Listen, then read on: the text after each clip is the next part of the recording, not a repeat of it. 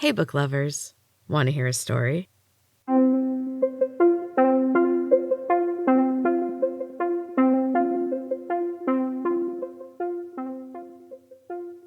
Welcome back to Storytime with M. This week is Chapter 20 of Feelers. Enjoy. A sudden and complete exhaustion took my legs out from under me, and I dropped to the cold, wet stone. I leaned over and pressed my forehead to the ground. My muscles ached with the effort of the climb. I had never been a very physical girl. Normal life didn't require much activity. Neil knelt beside me and placed his hand on my back. You have to get up. There is no time for weakness. I closed my eyes and took a deep breath. As I exhaled long and slow, the stone began to vibrate gently. My palms began to tingle, and my forehead grew hot. Waves of energy flowed from the rock into me, and I felt renewed. When I sat up, Neil was watching me with a curious look. You okay? Yeah. I decided not to mention my unexpected power-up.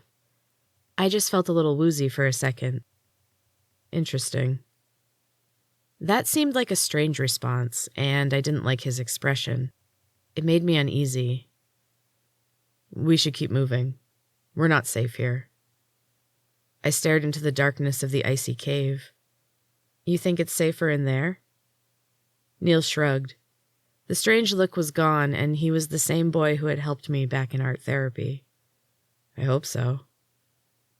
He followed me into the darkness. The rock was smooth and glittered in the dim light. It sloped downward, and soon we were in complete darkness. I paused, waiting for my eyes to adjust. I heard Neil gasp.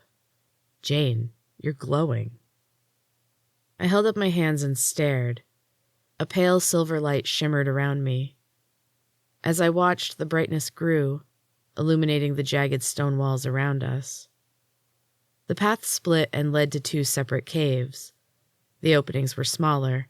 We would have to crawl. Neil sighed behind me. Which way? How should I know? But I did know. The cave to my left had a slight glow. Obviously, Neil couldn't see it. His presence is what made me pause. I couldn't explain it, but I felt uneasy. He sat down suddenly and put his head in his hands. His shoulders were shaking, and he was making strange little hiccuping sounds. Neil? He was crying. The realization crashed over me, and I instantly felt terrible. He had come close to dying, been captured and tied up, and now he was facing an impossible choice in a strange, dark place. He was understandably scared. I froze and watched him uncomfortably. Just because I could feel emotions didn't mean I knew how to deal with them. No one had ever shown me how. I knelt beside him and placed my hand on his arm.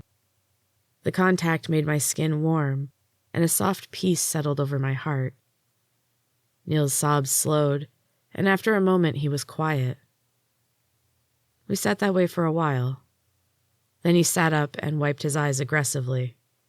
Sorry, I don't know what happened. It's all right.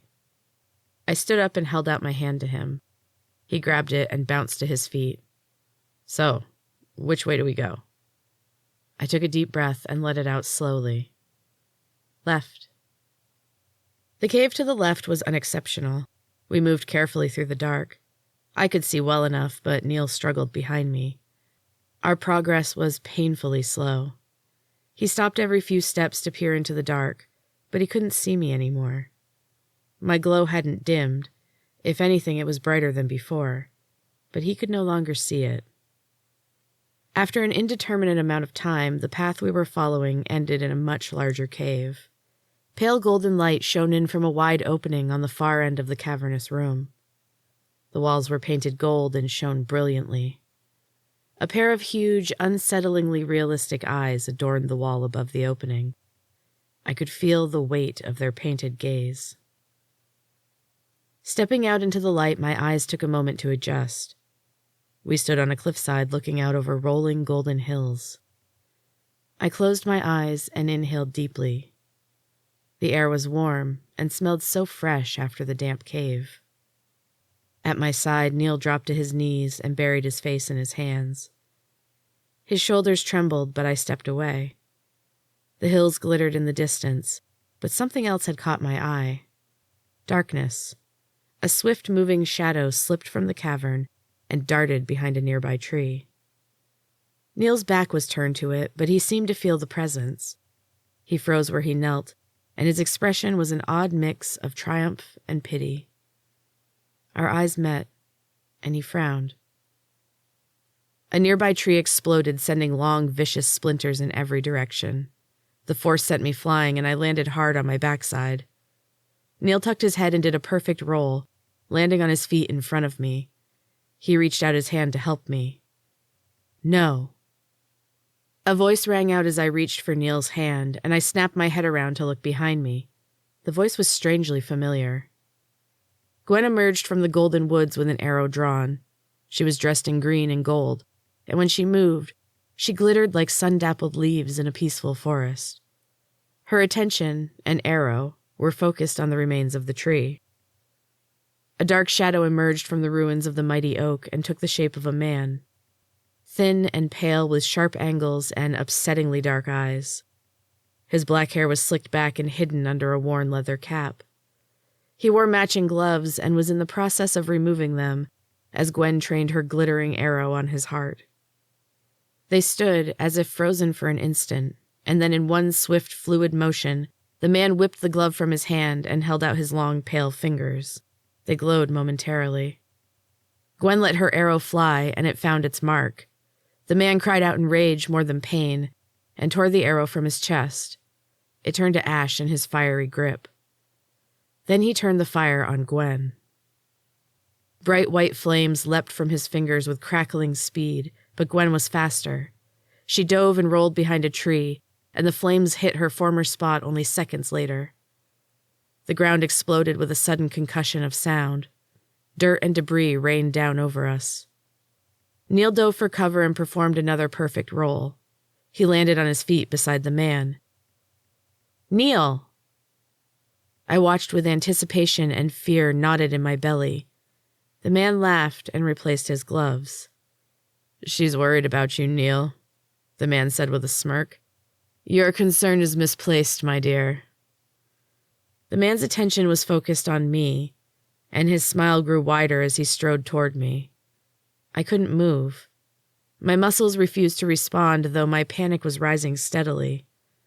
A blur of green and gold shot past me and hit the man square in the chest. He went flying backward with a curse. "Neil, grab her!" Neil didn't move. Gwen grappled with the man, and he yelled to Neil again as she pulled his head back by his long, greasy hair. "Grab her, you idiot!" Neil moved to my side and placed his hand on my arm. A tingling sensation moved through my body rapidly, and I could suddenly move again. Neil looked me in the eye and released me. "Run," he whispered. My legs obeyed. The man howled with rage as I sprinted away into the dense golden forest. And that is the end of Chapter 20, book lovers. I hope you're still enjoying Feelers, and make sure to come back next week for Chapter 21. Until next time, keep reading.